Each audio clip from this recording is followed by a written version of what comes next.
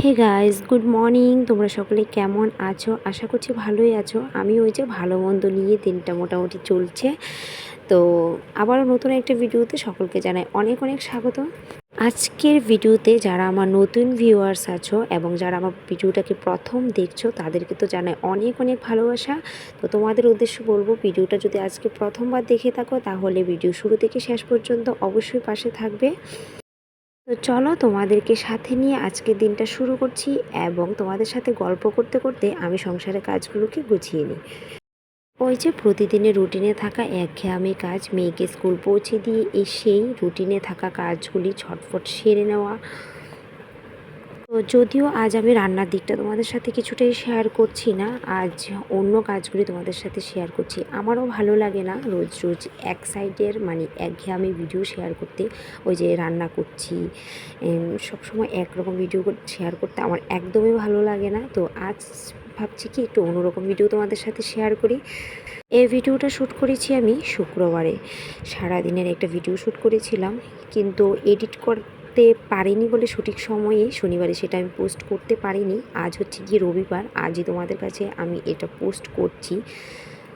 তো অনেক দিন হয়েছে শ্বশুরবাড়ি যাচ্ছি না, মাঝে অনেক দিন কেটে গেছে, যাওয়া হয়নি, শরীর খারাপ ছিল বলে। তো আজ ভাবছি কি, আজ তো শুক্রবার, শনি রবি যেহেতু মেয়ে স্কুল বন্ধ থাকে, তো সে কারণে আজ ভাবছি কি একবার বাড়ি যাব। তো এই কারণে যে সপ্তাহ আগে একবার বলেছিলাম আমি তোমাদের সাথে, যে সপ্তাহ বাড়ি যায় আমাকে সব কাজগুলি গুছিয়ে রেখে যেতে হয়, না হলে ওই সোমবারে এসে আবার গোছাতে গোছাতে অনেকটা সময় চলে যায়। তো সেই কারণে আর কি সব কাজগুলি আমি গুছিয়ে রাখছি। রান্নার অত একটা ঝামেলা আজ নেই, সিম্পলি রান্না করছি, যেহেতু দুপুরের পর বেরিয়ে যাব, তো সেই কারণে রান্নার অত একটা ঝামেলা নেই।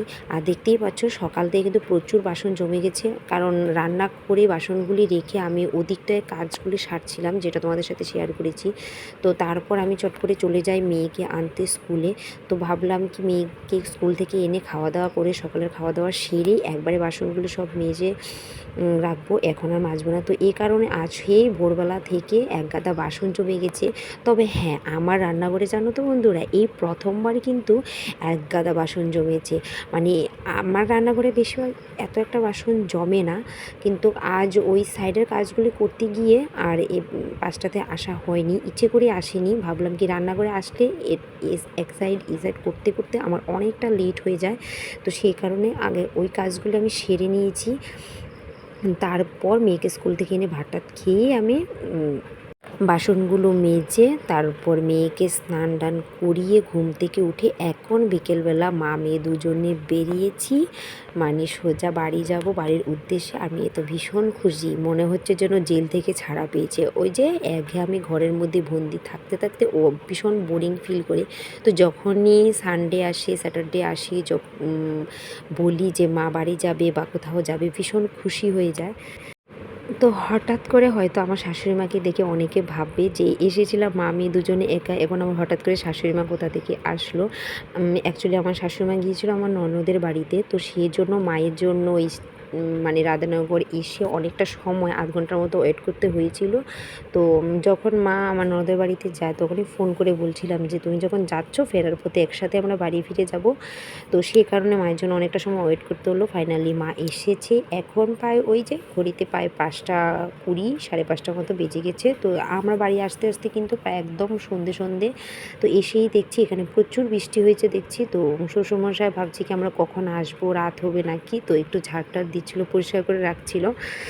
তো যাই হোক, ফাইনালি অনেক দিন পর বাড়ি এসে ভালোই লাগছিল। তো তারপর দেখো সন্ধে টন্ধে দিয়ে এখানে কাঁঠাল নিয়ে বসে গেছি, যেহেতু কাঁঠাল খেতে ভীষণ পছন্দ করি। তো আমার সামনে কাঁঠাল থাকবে আর আমি খাবো না, সেটা তো হতেই পারে না। তো তারপর রাতে দেখো এখানে মাছের তেল নিয়ে মেয়ে বসে পড়েছে, আর মেয়ের একটু খিদে পেলেই বারবার গিয়ে দেখবে যে কি রান্না হয়েছে নাকি। তো চলো আজকের ছোট্ট ভিডিওটা এখানেই শেষ করছি, টাটা।